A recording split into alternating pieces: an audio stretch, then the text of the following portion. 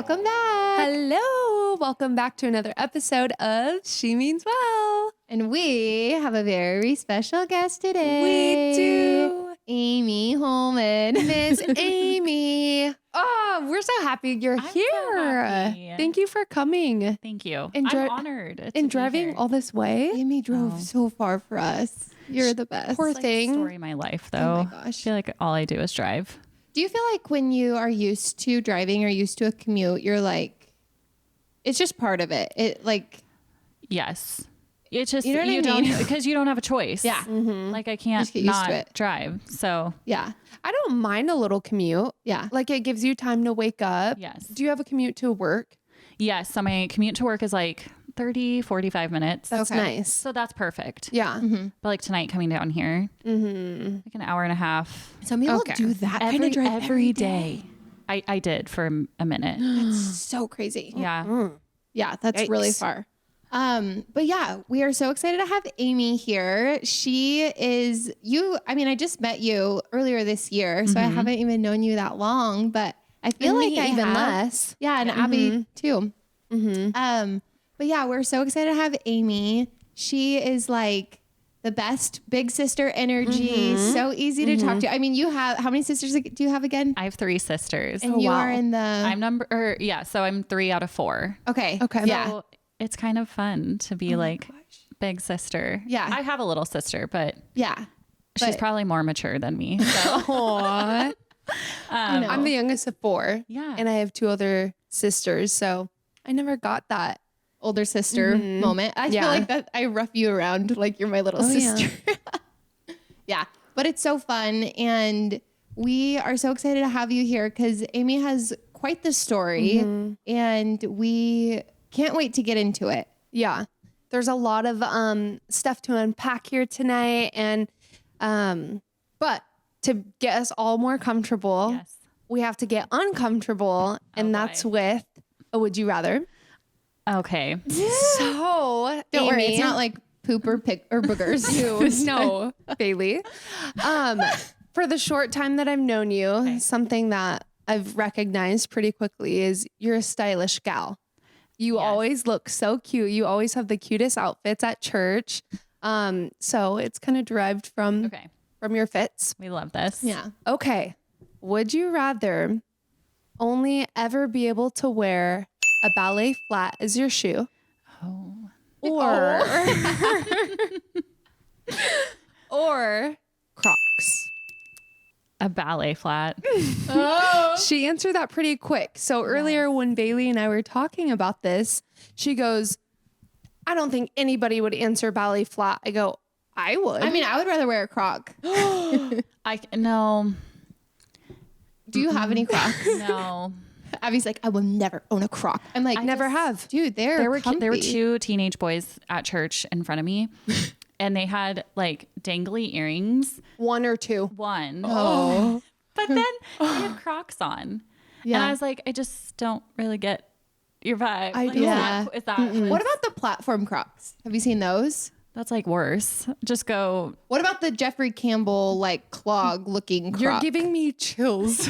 I want those. I feel like she just keeps getting worse. I and worse. want those. It's like one of those so ugly they're good. Oh no. Yeah. I recently last time when I went to the mall, I don't remember what store it was, but they had high heel Crocs. Like all No. rubber. All rubber. I it feel was like the heel thick. would just like Yeah. people wobble. No, I get it, like taking the trash out moment, Yeah. slip them on. Yeah. Yes. But I won't buy them. I have the like plastic Birkenstocks. Yeah. And I feel like that's like Yes. Scratch the that's- same itch. Yes, but it's like a little cuter. Yeah. It's a little cuter. I agree. The ballet flats making a comeback. So I know. Okay, what do you think have about them? Are you wearing them? Yeah.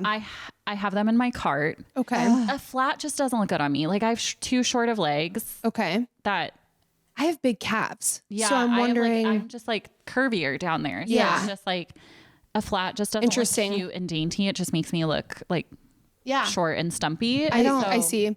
And they get stink. They do. Don't you remember that? I don't really love not wearing socks. Yeah. Yeah. Oh, with anything. Like loafers Yeah. is like the maybe. Uh-huh. Yeah. Even those I can only wear like a couple hours. Yes. Yeah. Yeah. And then you have the no show and then it falls off. I did see, because we talked about ballet flats a couple episodes back and we're like, we could never. But this girl on TikTok, she had some like really baggy like boyfriend jeans on, like a true blue jean with red ballet flats. And I was like, okay, that moment's pretty cute. So I think I would do the like commit to the full on ballet flat, like not just like a Steve Madden little like rounded toe flat. Like it would have to be the like actual ballet flat in the same kind of outfit, like a baggy jean, relaxed. Yeah. Cute. Okay, so you would go with the ballet flat. Bailey, what's the question? Would you rather Crocs or ballet flat every for day? Every outfit? Yeah, I'll choose Crocs. I would choose a ballet flat. I would have options. You could do high heel. Color, platform, not platform. charms in My high heel, my charms. You could. Yeah. Oh, geez. so funny. Oh my gosh. Okay. So getting into it. Let's get into it, That's my sisters. only would you rather? Yeah. Just one. Oh, Well, bless. you're like, you're Wipe the sweat off my brow. You are off the hook. Okay. So Amy, when I first met you at church, you had just moved from the east side of the state over here. And we honestly really want to give you the floor. Okay. I don't know where exactly you want to jump in, but you had given me a crash course on your life. I know. And I was like, whoa. There's a lot to unpack here. There's a lot to unpack, but I've gotten really good at like Elevator giving version. such a synopsis of my story. So Yeah. And whatever you want to share, you share. The floor is yours. I'm an open book. So Yay. there might be a point where you're like, are you sure? No, I doubt it. I love it. I doubt I it. love it. Yeah. So in November of 22, I moved over here. I had lived in Spokane for 13 years. So I went to college over there. What school did you go to? I went to Eastern. I did too. Oh gosh. I dropped out, but Oh, that's okay. That's okay. And then, so yeah, graduated. I got married right out of college. So we kind of built a life over there and just stayed. And we were married for 7 years and that ended and I got a divorce. Obviously that's what happened. It ended. So went through a divorce and then, through that just kind of was like, do I want to stay? Do I want to, cause my whole family lives here, over on the west side. And so I, through that process was like, gosh, I feel like I kind of get a second chance at this. So I decided to stay in Spokane and make my own life and community and all of that. So I did that and it was going really, really well. And I was having a lot of fun and I felt like I got through the pain and just going through the healing process. Because that's a huge thing to navigate. that's a blessing. You don't just walk away from that and like, okay, right. what's next? No. So That's it took a time. big blessing though, to stay in the same area that you spent so much time with that was a person. risk, for sure. Yeah. Because he was a worship pastor and just really well known in the church community. We had like, that was our community. And so obviously when a divorce happens in the church world, it can be, It's really hard to navigate that. It's hard to navigate. Because it's like your dad being a pastor. And like, and it's like, it's already, especially in that area, it's like, it already feels small towny. yes. And then within the church world, it gets even smaller. And then when a divorce happens, you're like, but this is my community. But then it's really tricky too with him being on set. Like, it's it's hairy. Yeah. So it was messy and it was hard. But I feel like did a pretty good job at staying like, not protecting each other, but just being like amicable. Yeah, amicable. And like the divorce was pretty easy and, but it was hard. Yeah. So I walked away from that, and was like, okay, once it was officially over, we just went through mediation and did all of that. It was finalized. I was like, okay, I'm going to stay here. I want to kind of like make a life for me here because I loved I loved Spokane a lot. And at this point, you had probably made so many friends. So I mean, many you went to friends school over there in the church. And it was just my home. Like Right. I didn't know what Tacoma was like, but besides being a kid. Yeah. Right. So that was like almost more daunting to think about coming back and then That's like starting from ground zero. like ultra zero Yeah. but Spokane, it was like, I know my favorite restaurants. I know my favorite coffee shops. Like it's comfortable. Yeah. If I had to run into him or run into an uncomfortable situation, like I felt just better about that. Like I could handle it. It's like your home turf. Yeah. And so, I had lived with some friends while we were going through the process of divorce. And then I got my own place, was living there. And I was like, started kind of dabbling in the dating world. And Do you mind? How old were you at this point? that point I was 31. Okay. Yeah. So we divorced when I was 30. Okay. Then that was the next year I turned 31. Okay. So I felt like I was doing pretty good. It was still hard. It was still like life was massively different than I'd ever known. Yeah. So fast forward 9 months later, I got a call that my dad was in the ER and they had found a brain tumor.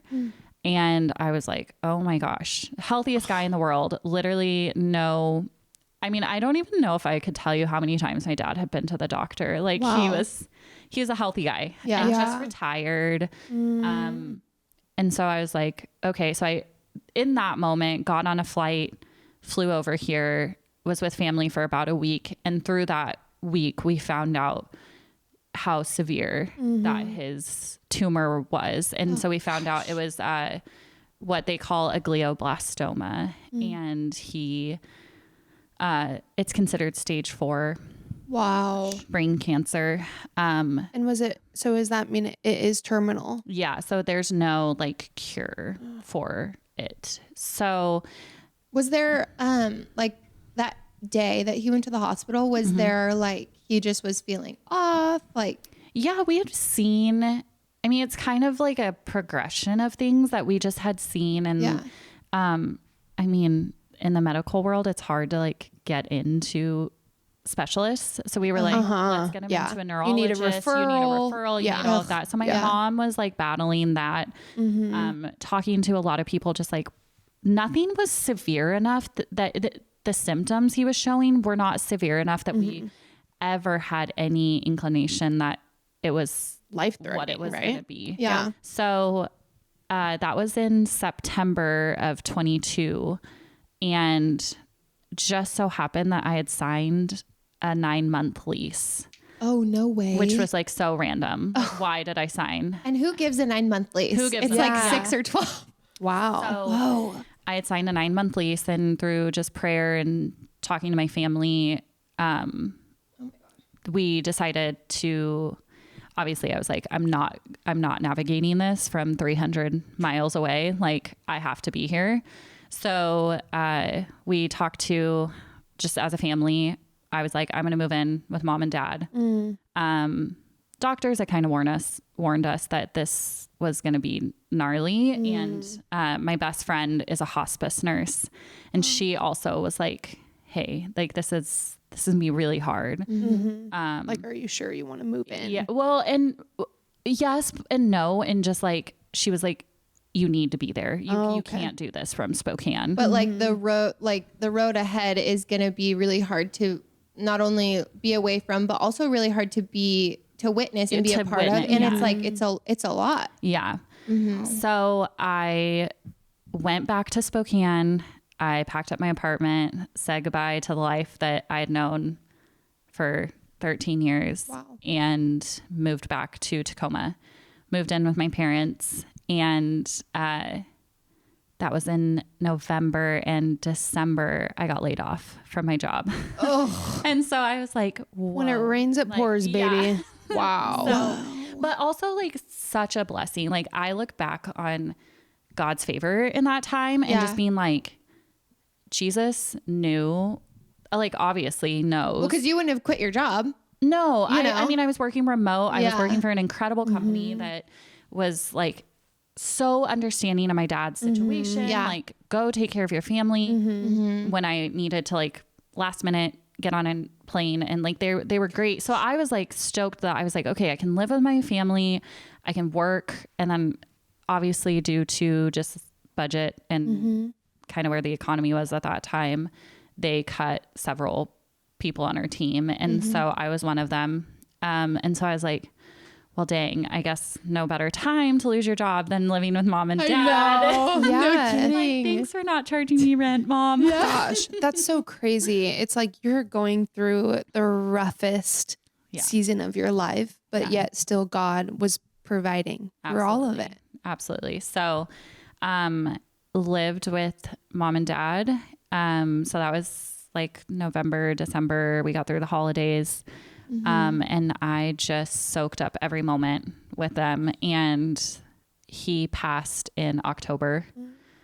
So lost his battle, and he fought hard, which was like incredible that I got a front row seat to watch that.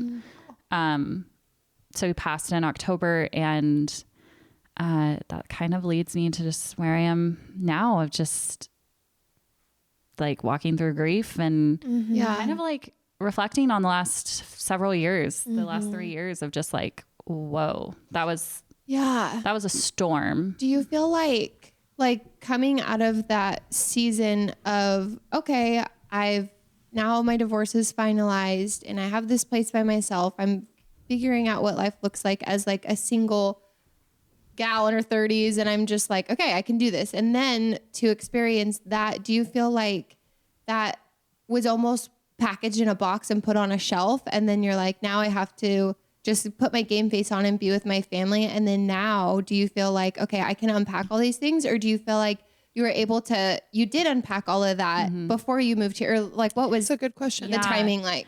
I think I was able to unpack a lot with my divorce. There was just a lot of shame and a lot of guilt associated with what I went through. And so I really worked hard, because I was like, I'm not going to let this define me. And like, I felt like, okay, my ex and I said what we needed to say, and we, forgave each other. We had some difficult conversations, which was really healing. And then I just took from that point on, like, okay, I have to do the hard work. I have to process this and like deal with this, because I've watched people who haven't done that in any situation, divorce, whatever it is. Like, I don't want to do that. Wow. So I think I really did do a lot of hard work in that like 9 months that I had of just kind of what was like normal life before we got hit with my dad. But I think also walking through what I walked through with my family probably brought up a decent amount of like trauma of just like, this is another huge loss that I'm experiencing, and just bringing up like some old feelings of my divorce and everything. So it's kind of like yes and no. Yeah. It's interesting to see the parallels of two really big moments that cause you to process and grieve. But one happens like, okay, that happened. And then one is happening like, and I don't know when it's going to hit. And those are two really different types of grief, I imagine. Yeah. That like anticipatory grief that you experience when someone's sick is gnarly. Like that's what I don't know if you can ever prepare for that. Right. Grief is grief. I mean, when you lose somebody, whether it's unexpected or you are expecting it, you kind of understand what's going to happen after. It's still very wild. Yeah.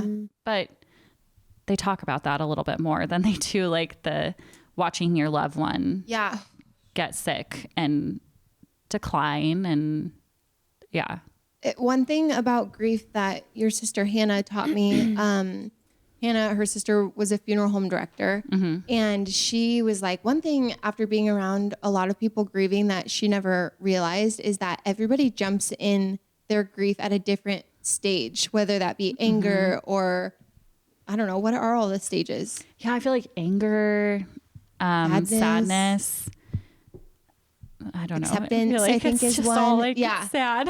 Yeah, but I remember her Yeah. saying that there was a family and it's like they all came in. The dad was angry, denial. One of them was in denial. Yeah. One of them was like just a mess. Like it's just, you don't realize that everybody processes it not only differently, but different times. And like the anticipation of that kind of grief is, it's something you can't really prepare for. Yeah. And Yeah. everybody handles grief so differently. I personally I've never experienced loss. And so that's honestly a fear that Yeah. I've had, something that like I pray about a lot because I'm scared to lose someone. I don't know, you know. I mean, I had lost like grandparents, which is still a tremendous loss, but it's different. Right. Losing your dad, I mean, losing a spouse, whatever. And to your point, yes, I feel like my sisters, and I'm going to speak on behalf of them. I think they'll be fine with this, but we all did process and handle things differently. And it's hard. I know for me, it was hard to watch my sister sometimes and be like, why are you not in the same like headspace as me? You know, and so you're navigating watching someone you love get sick and lose mobility and eventually pass. And then you're also navigating relationships with your mom and your sisters who like we all are going to process differently, Right. but in the moment it's hard to be patient with that. I can only I know imagine. I had a hard time with that. Well, and I mean, get you under a roof with your siblings and your family, and you remember back to 16 real quick. Yeah. Me and my sister have Serious. spent like one time we went Pull to go out visit that illegal move. with the Literally, feet. we went to go visit my brother in New York, and we were there for like a week. And I'm like, I think I've had enough sister time. Okay, love you, bye. It is. It's like, but you don't want to do it any different. No. Yeah. So Yeah. So true. yeah, Man, okay, that's that's a lot. a lot, Yeah. Amy. Yeah. I say that smiling. I'm not. I know. Yeah, and that's a lot. Yeah. I just don't know how else to like say it besides. Well, and also I think something to touch on too is how different grieving and processing is when you know where your dad is, Yeah. you know, and that doesn't take away the pain. It doesn't make you miss him any less. But like to know that he's literally kicking it with Jesus and Yeah. he is not in pain. He is able to like know how you guys are, you know, and it just gives you so much like peace. Yeah. It was that hasn't, I don't think, hit me quite yet. I think there's still a lot of just sadness and missing him right now. I think watching him decline and watching him, I think if he was what's the word? Cognitive. Yeah. If he knew what towards the last few months, like, I think if he was really aware of what his body was doing, I think he would have wanted to be with Jesus a long time ago. Okay. Like, but I think he didn't realize that. And so he fought for a long time. And I just was always like watching his body decline and decline and decline. I had to tell myself like, okay, if he's not going to be restored, if there's not going to be a miracle on earth, like I know that he's going to be fully restored in heaven. Yeah. And that's kind of the only way that I could get through watching him, you know, not be able to walk, start Because losing. with that kind of cancer, how does it go? It's like you lose your motor skills. Yeah, I feel like it's different for everyone. And it's hard to tell because he did do chemo and radiation. So Okay. like you don't know what effect that has on the body either, but Yeah. he first lost his mobility. So just ability to like, he just started slowing down physically. So like his use of legs and like, he just wasn't as strong. I feel like his motor skills kind of went last, which was, thank goodness. Like he was pretty coherent up until the very, very end. And even towards the very end, like he was still there. Like you knew, like he understood. He may not be as quick Yeah. and witty as he normally was, but he knew he was with his family, Yeah. right? Okay. yeah. What a beautiful family he has and has raised. Like you talking about your sisters and your family and the way your guys' relationships are and the way you guys just like come together and you're like, we're in this together. We're like arm in arm and there's no other place I'd rather be. Like, it's really beautiful how you guys championed for your dad. Yeah. Yeah. I give all credit to my mom and dad. I mean, they were not perfect. We're not a perfect family, obviously. Like no family is. Yeah. But my parents raised us to like, number one, love Jesus. Like Thank God. yeah. My parents were like, if there's anything like we really hope and just want you to hold on to forever is who God is, which I'm so thankful for that. But they also were just like, at the end of the day, family is all you have. Yeah.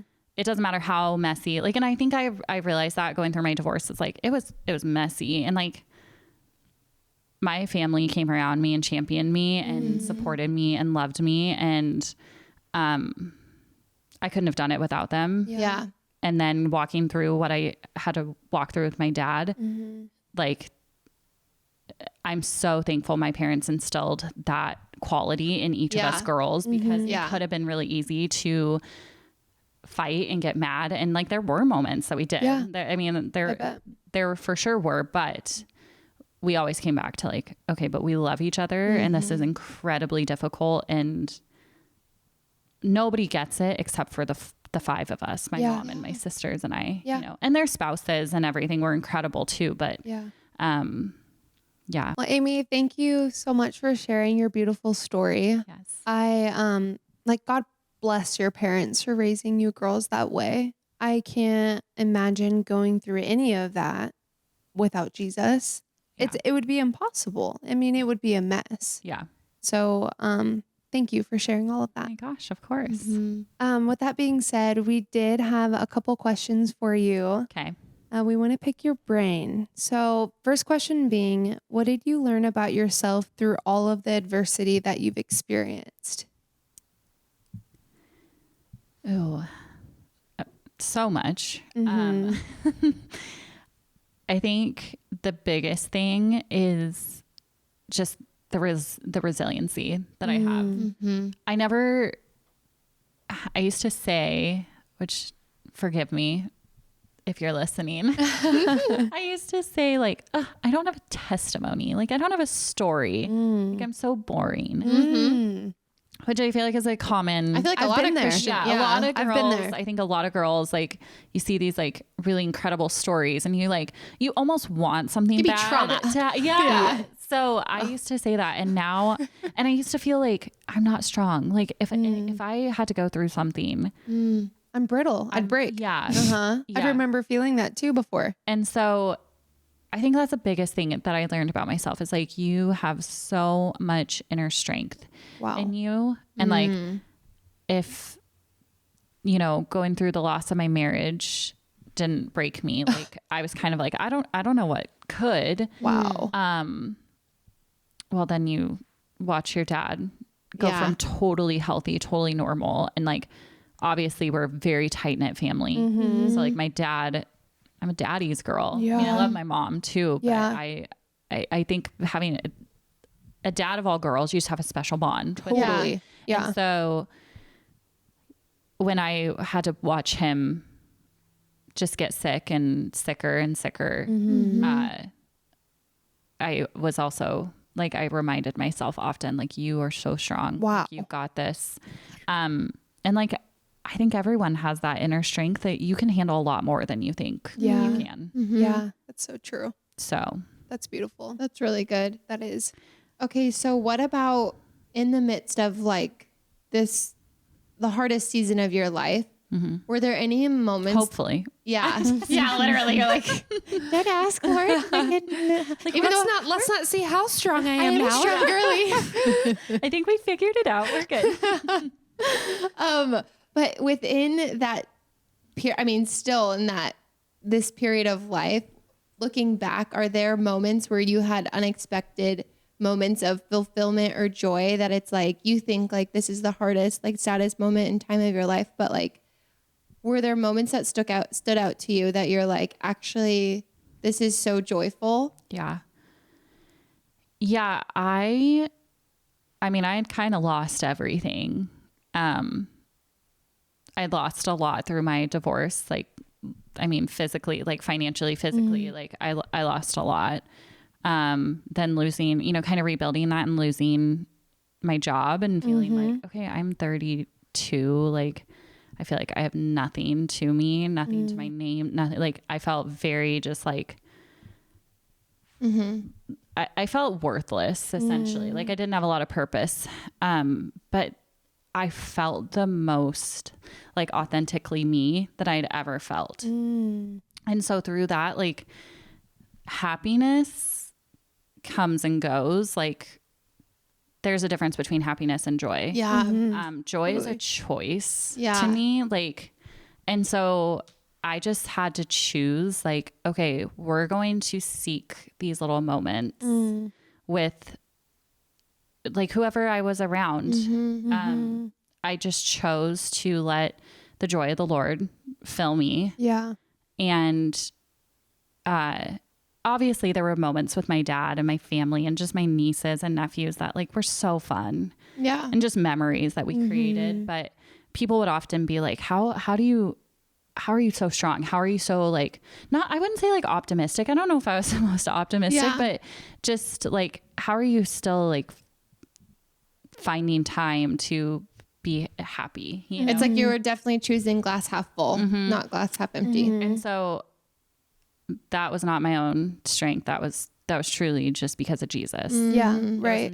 It was not because I was like, my circumstances are amazing. Like everything's so good. It's just like, I chose to have joy. Right. And It joy is a choice. Yeah. And joy is something that comes from the Lord, I believe. And that's the difference, in my opinion, from joy and happiness. Joy is filled from the Lord from within. You know, and you had to like choose to live in the now too. It would be so easy to think about when the time does come when your dad was going to pass. But I think it's just so beautiful. You guys really lived in the now, and now you have memories that you're going to cherish of that time. Yeah. Regardless of how hard it was. Yeah. We really tried to do everything with him. And I'm so thankful for my family who just like, they advocated for him with his doctors and like, we're going to do things and we're going to have fun. And my mom was like, we are going to live it up for however long. I think of the video of you dancing with your dad At the Beach Boys concert. Yes. That It's iconic. That night will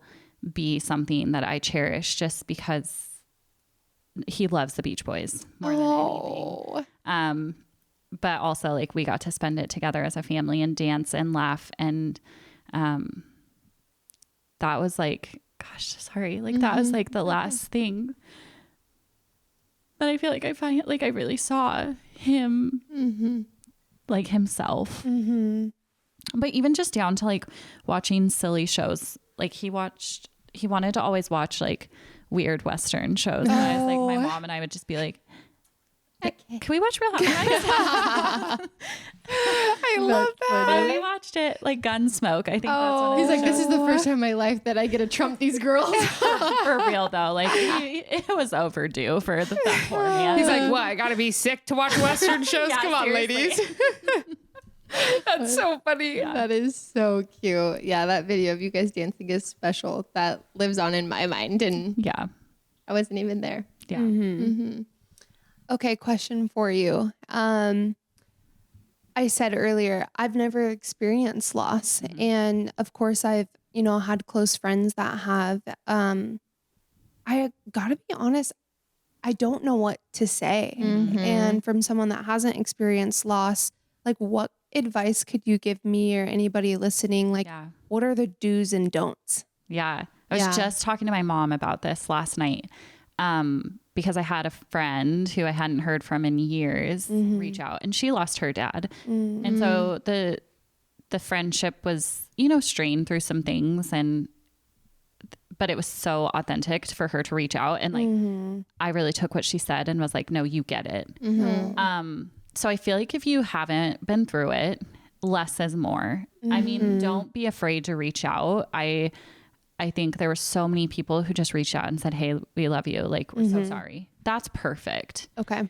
And I've talked to some people who have experienced like significant loss, and like it's hard because people have such pure intention. Yeah. Right. Yeah. They really, it's not mean spirited. It's so pure and it's so intentional, but like, just probably don't say a lot. Like, Yeah. Less is don't more. talk about your mom's aunt's friend who, Well, like, that's the most annoying thing when It's you're like- sharing and it's like they're trying to relate, but it's like, oh, well, I did lose this one person this one time. And it's like, okay, well, I'm in it now. well, Right. and that's the thing too, is like, just awareness of like, yeah, you might have lost somebody, but it could have been years and years ago. Yeah. I don't know. Yeah. I think less is more. And like, I didn't know either. I didn't know. And I feel like now looking back, I'm like, oh, I'm embarrassed of like what I said to that one person, but but also like, don't feel bad. Yeah. If, Yeah. like- Yeah. But I think to just make it known that you're there. And I think the biggest thing, and I need to be better at this, is like when the dust settles for everyone else, it's like, it's out of sight, out of mind. But for me, it's like, it's still so relevant. The 19th of every month, it's just hard. Yeah. And so I think if you really want to go above and beyond, like, remember that person for a while, because they're still walking through the thick of grief for a long time. Yeah, that's really good advice. Yeah, that like is. and it's so easy. Like I said, I'm guilty of it. Is like, for me, the Instagram post is a month of, like, I saw it a month ago. I commented, I reached out. Did my due diligence. Yeah. And so it's like, I think everyone can be better at remembering that person and following up and just even, again, just simply being like, hey, thinking about you, love you, or like praying for you or something so simple just goes so far. Thank you. That is really good advice. Yeah. Yeah. That is. And I think too, just the prompting of like feeling like someone's on your heart, like that often is something that God put them on your heart for a reason. Yeah. And I think it's a good reminder to follow through. We talked last week at a small group, at Connect Group, and we were talking about when God is trying to tell you something or get your heart, get your attention.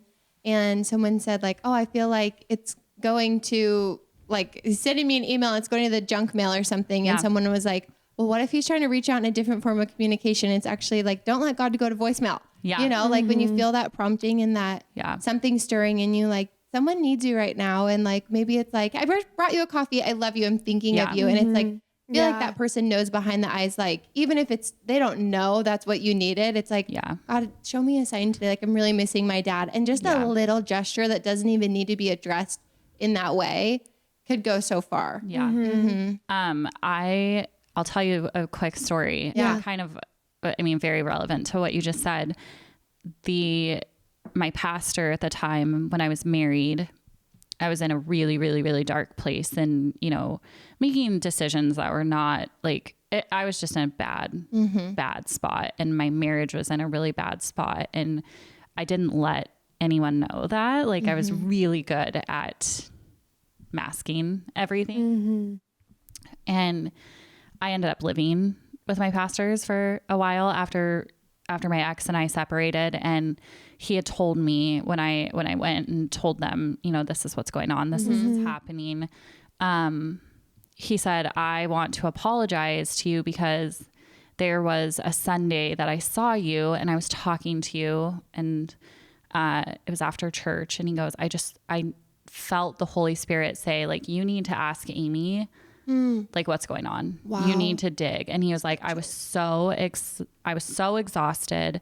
I was so like, I just didn't want to do it. And he's like, I just ignored that prompting. And he goes, not that he could have like saved the marriage or saved me or anything, but I think just that to listen to that prompting, and he acknowledges, like, so important. Like, you need to be uncomfortable when you feel those moments from the Lord. Totally. And like like, I'm so big on like your gut, like your gut intuition is, it typically doesn't lead you astray. Like, you're feeling that for a reason, and you need to kind of explore it. And like, And my gut typically is the Holy Spirit. Yeah, exactly. Listen to that. Exactly. Yeah. You know, I don't hear Jesus like audibly. I don't. Like it's usually through something of just like, I feel a little off. I feel, Yeah.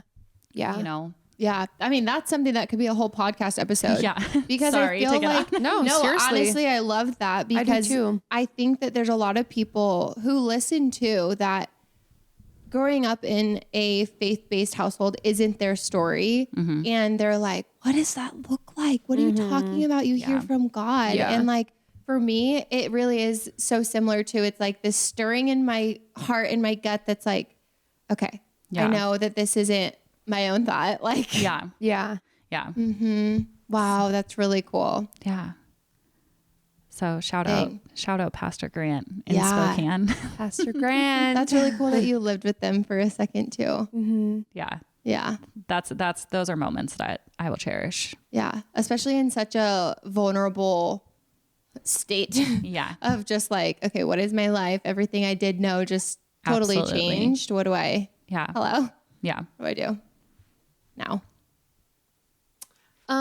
Sorry, I was just trying to think how to word this question.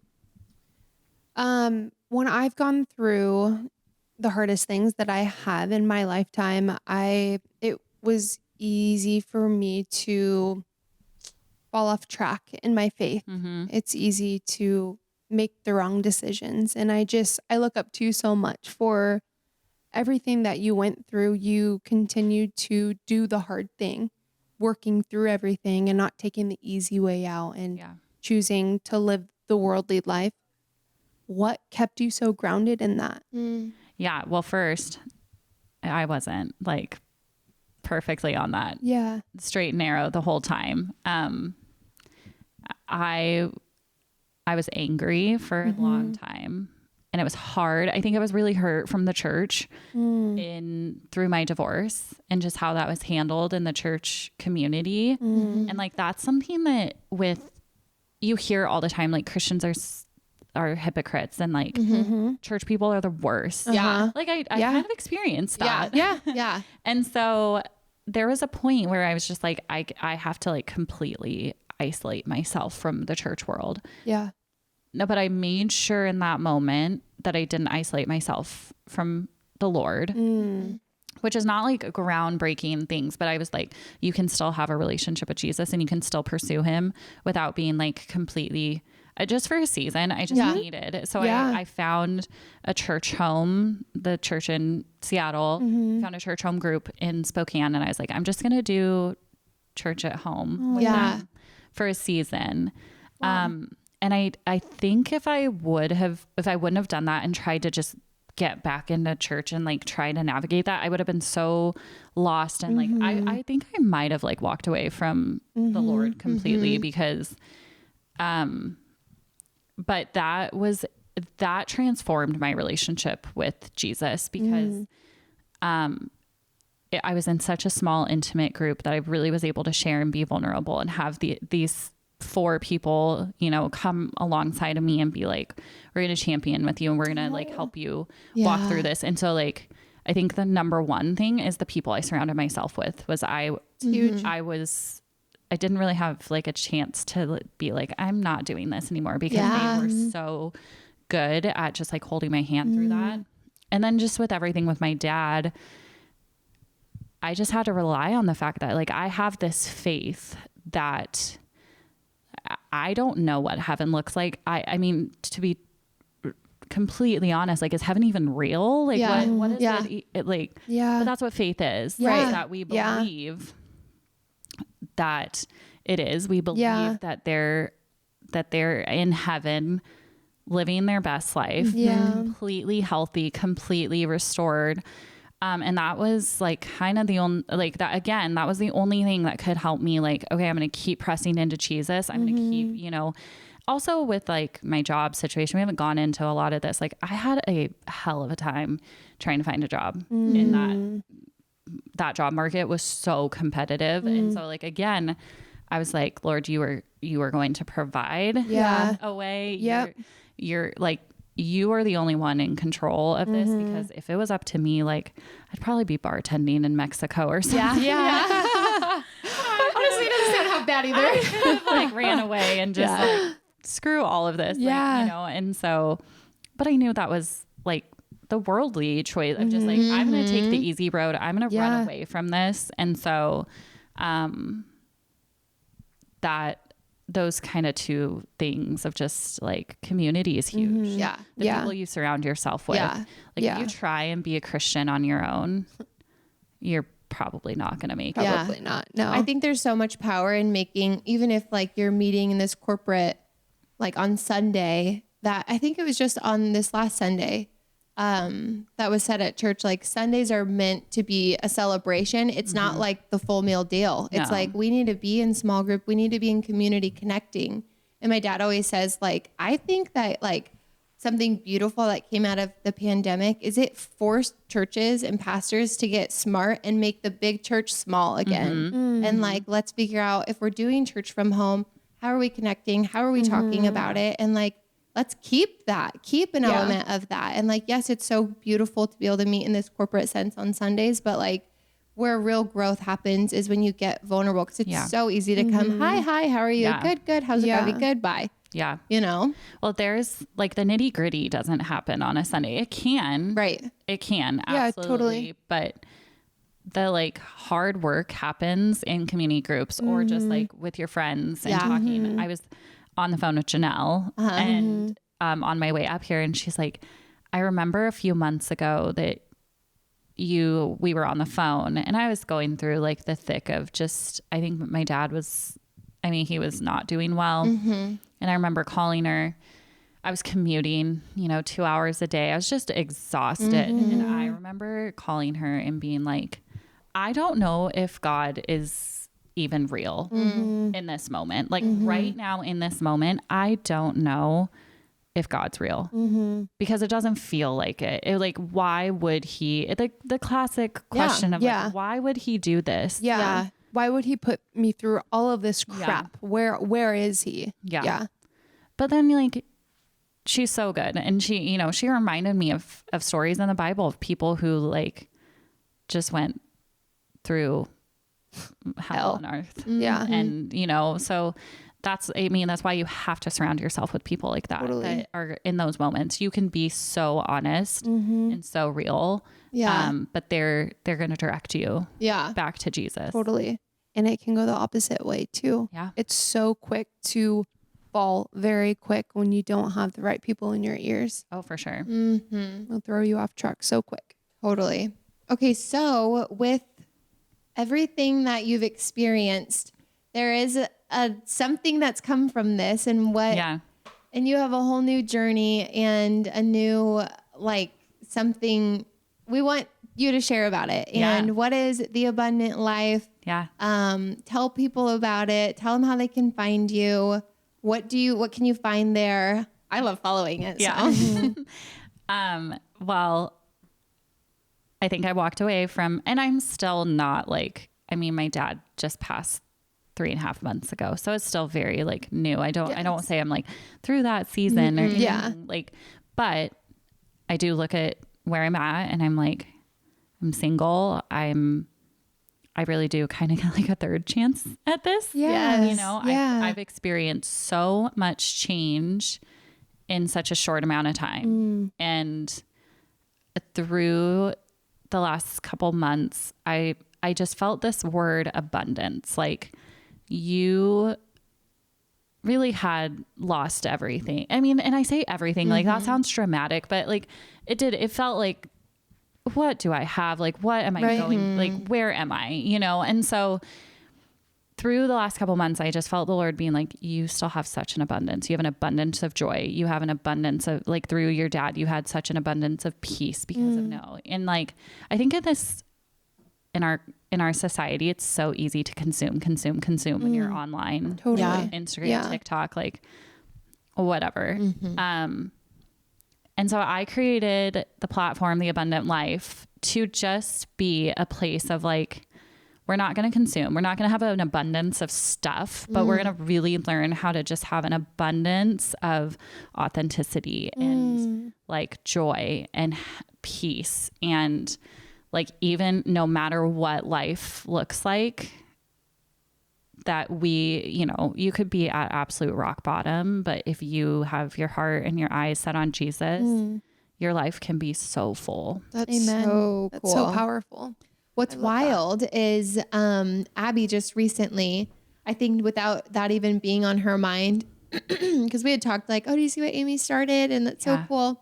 And that word abundance, I swear it's written across our forehead or something. Yeah. Because we were at a coffee shop and she's like, Bailey, I just really feel like the Lord put on my heart, like the word for this year is abundance. Yeah. And I can't even count on two hands how many times since that, like 2 weeks ago, there's been moments where her dad was praying over her birthday dinner. I prayed for an abundance over, and Abby and I looked at each other, and then during church, like there's the so guy many at things. church that preached a couple weeks ago, Abundant Life Church. I was like, I didn't even know that was a church. Yeah. Which that's funny too, because that's the name of the church that my parents, it's not that same church, but it's the name of the church that my parents planted in Ording when I was 3. And it just feels like, it feels right. Yeah, it does. Yeah. And so that's why I was tearing up when you were talking about, what the abundant life means to you in that platform, because that is exactly what the Lord has put on my heart for this year. Like it is going to be an abundant year in so many different ways.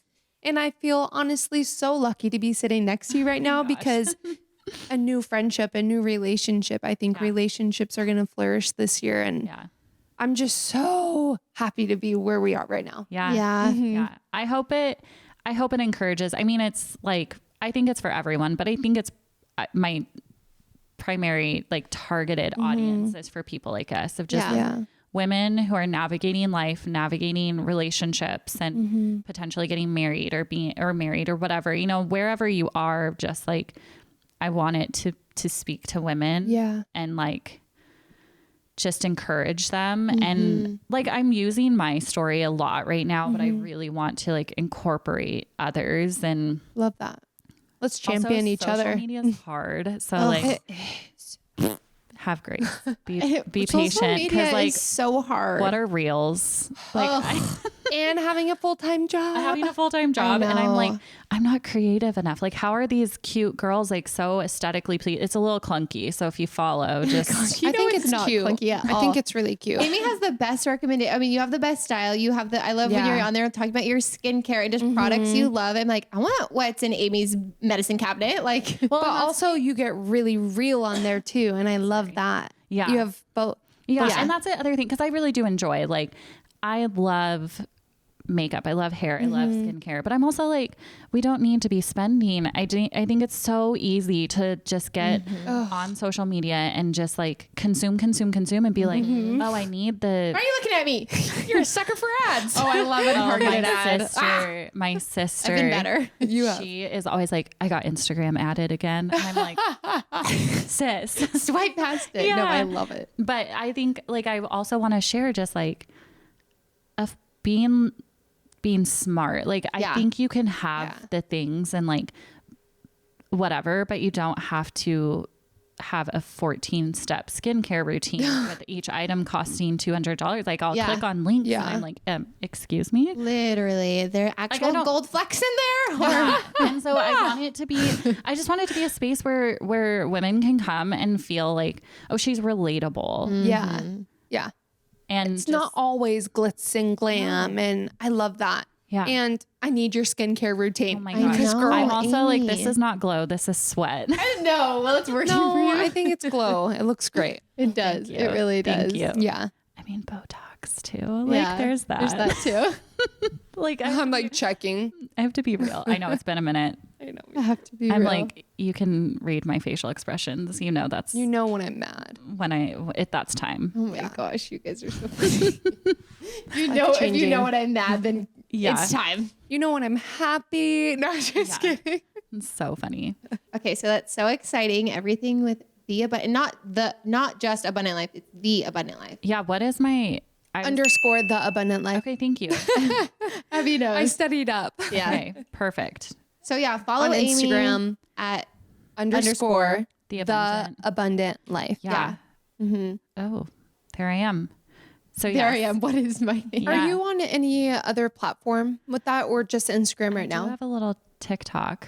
Ooh. But so this is where I'm also struggling, and I need like any social media people out there help me, because I really do. Help like, us. I'm trying to like figure out, because I really love my personal page, but I also like the abundant life, and I'm like, do I merge the two? Do I don't know, because it's a lot. It's a lot to have. Oh, is that why you're pointing at me for work? Yeah, I feel like you're a good person to ask. Okay, so this is contrary to popular belief.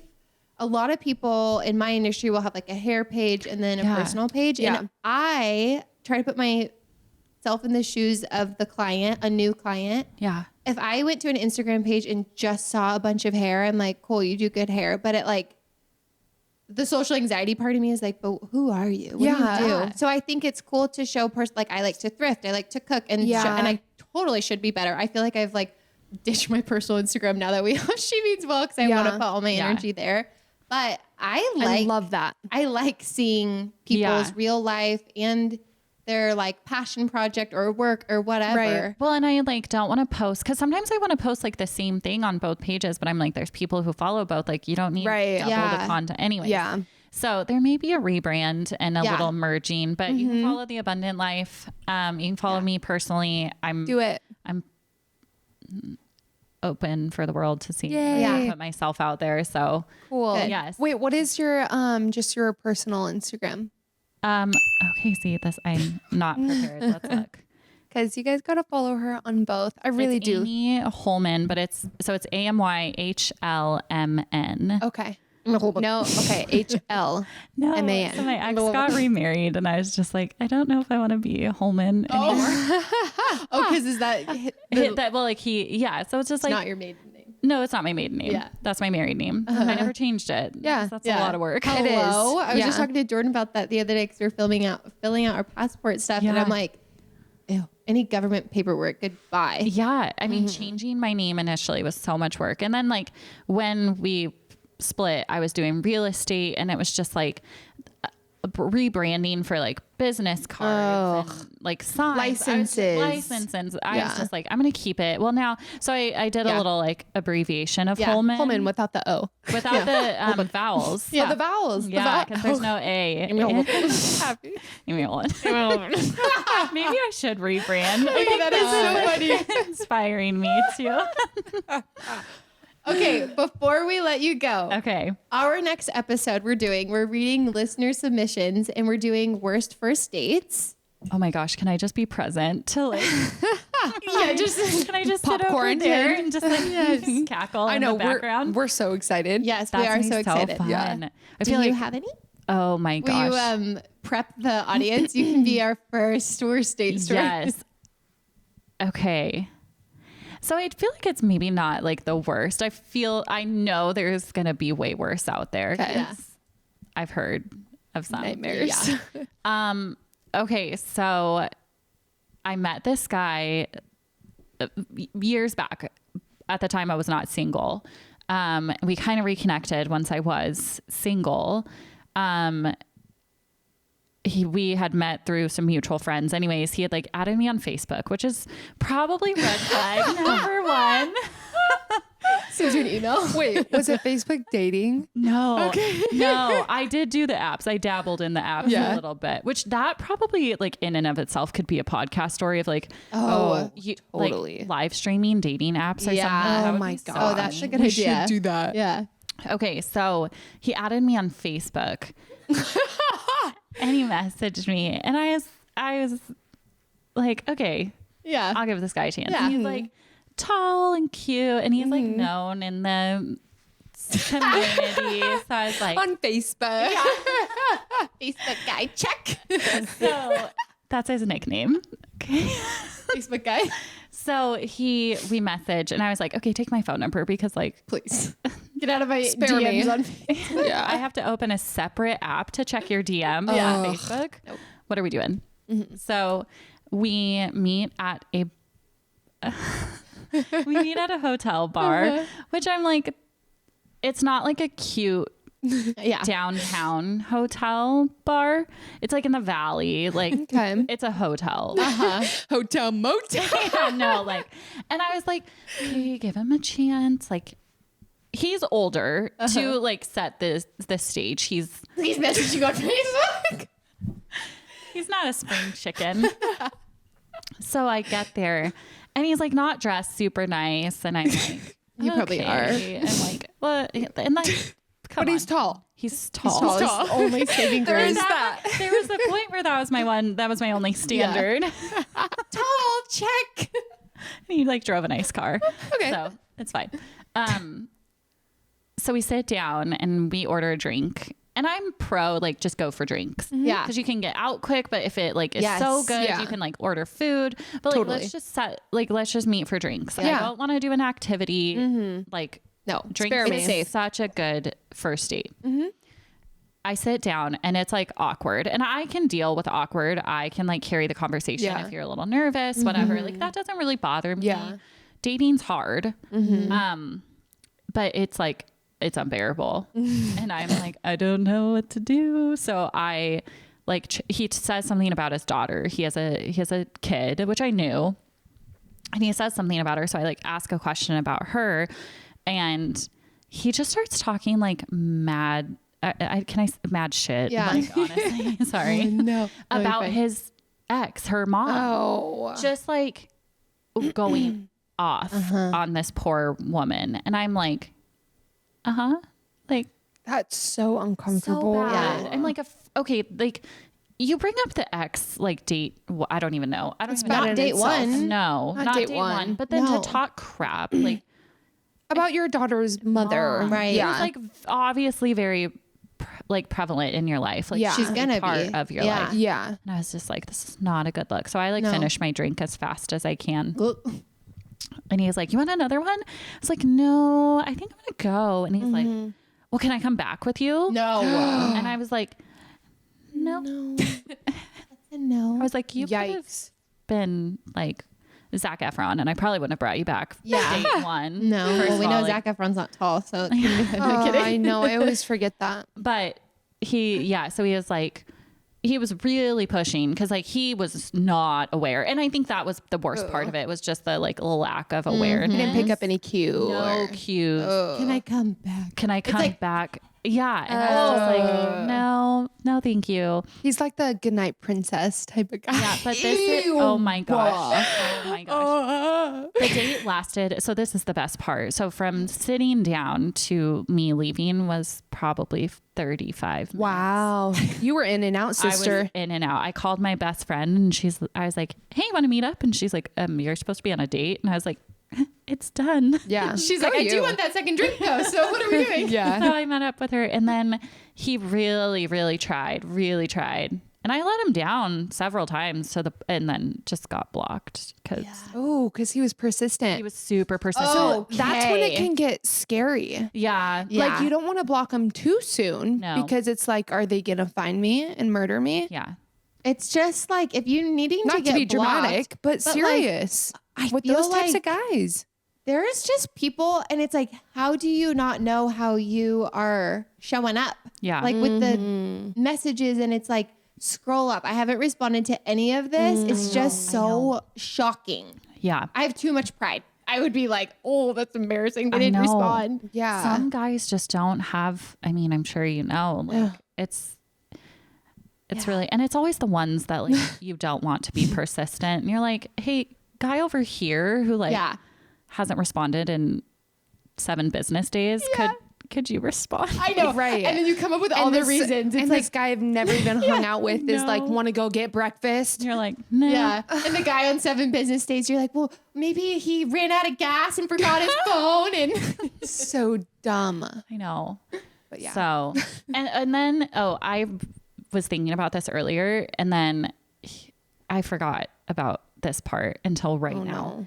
His friends moved into my apartment complex. No. And I saw him and I literally ran. I had my garage remote and I just hid in my garage because I was like, Oh, I mean, they were in the same no. building as me. And I was like, oh no. Is this when you lived over in? Yeah, I was in Spokane. Oh, no, geez. Yeah. no. I'm curious. Mm-hmm. It's been a while since you lived in Spokane. Do you have any love in your life or any dating? Any Hello, any Dish. Hello. I do have a special someone. As my mom would say, special friend. Oh yeah. No, my mom, I think, introduced him to her pastor. She was like, Amy has a friend in town. I was like, I think he's going to be a friend until like, he'll probably be a friend forever in my mom's books. But It's my special friend. yes, I Oh, do that's exciting. have a friend. We reconnected a few months ago. We've known each other for not a long time, but we've known each other for a while. And That's exciting. yeah, so doing a little long distance. Uh-huh. How long have you guys known each other? Oh gosh, a year and a half, almost 2 years. Yeah. Cool. Yeah. So he is amazing. And that is what I will say is do not settle. I know this isn't a dating podcast tonight episode, but do not settle. Yeah. Like, I think about all of those terrible dates or like the guys that 7 business days guy. Yeah. And I'm like, no, I want like you want it so bad. Yeah. Do not. Yeah. Like there's a man out there that is going to treat you the way you deserve to be treated, and be patient for it. That's good. Because, and it will probably come. So, and I hate this. I hate this, but it really was like, I wasn't looking. It always I is like that. So done with dating and so just like, I'm like, whatever, Amy. I truly was just Swear like, I'm not looking. I think I'm not looking. I was like, I'm not looking. I'm going to crawl under this table. Shut up, both of you. But I really was like, I think I just had accepted, like, maybe I'm just going to be single for not forever. Like maybe I'm dramatic, but I really was like, maybe I'm just going to be the single aunt and like the fun aunt and the sister that like has to crash, like the crazy aunt when I'm like 50 that has to crash Christmas because I don't have family of my own. But no, he's great. He's great. Like I said, we're doing long distance, which is That would be hard. I but- can imagine. but it's worth it. You guys I are love making that. it work. We're making it work. Yeah. That's Yay, awesome. so That's happy for exciting. you. Yeah. So all those bad dates, kissed a lot of frogs. Yeah. Oh, Just so cheesy. I'm like disgusted that I just said that. I thought it was cute. He's all, good night, princess. No. Ew. That's cringy, right? Ew. It is. Yeah, that's bad. Okay, well, thank you so much on the Thank frog you. note. Thank you so much for coming, Amy, and my gosh. sharing. You are the best. We love you. Yeah. You guys, thank you for having me. Like I said, Yeah. I am so honored to be here. And as you can tell with how sweaty I am, Me too. I'm a You're little glowing. nervous to be here. It's okay. I get sweaty every time. Yeah, So- we're always sweaty. But yeah, thank you so much. Thank you for having And me. I you hope. seriously big sister energy. Oh my like gosh. I love you. Love it. I just want to be friends with everyone and like, Yeah. I don't know.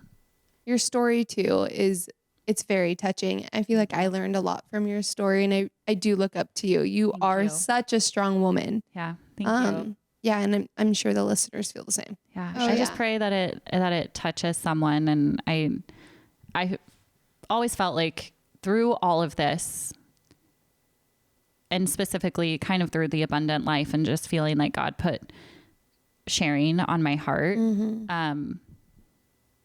Like even if it's just one person Yeah. that it impacts, I hope that it's more, but like, even if it's just one person, that's worth it for Yeah. me. And if I can inspire somebody to just keep going and to get through what you're walking through, that desert, that storm, whatever you want to call it, is not going to last forever. Yeah. And there's So- typically something really beautiful good. waiting on the other side of that. Yeah. That's so good, Amy.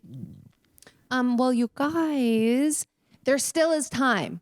Submit your worst first date stories to us. It's perfect timing for Valentine's Day. Yes. Again, you can find that on our Instagram in our highlight reels. It says submit. Throw it in there. Yes. Give us a good laugh. We're going to be reading those on the next episode. Yes. Thank you guys so much for listening. Send this episode to a friend. Follow us at She Means Well Podcast on all platforms. And we will see you next week with some bad dates. Some really bad dates. Some really bad. Yeah. Hopefully worse than mine. Yeah, hopefully. Sorry for those people. Sorry for. But hopefully. Hopefully. All right, you guys, until next time. Okay. Bye. Bye.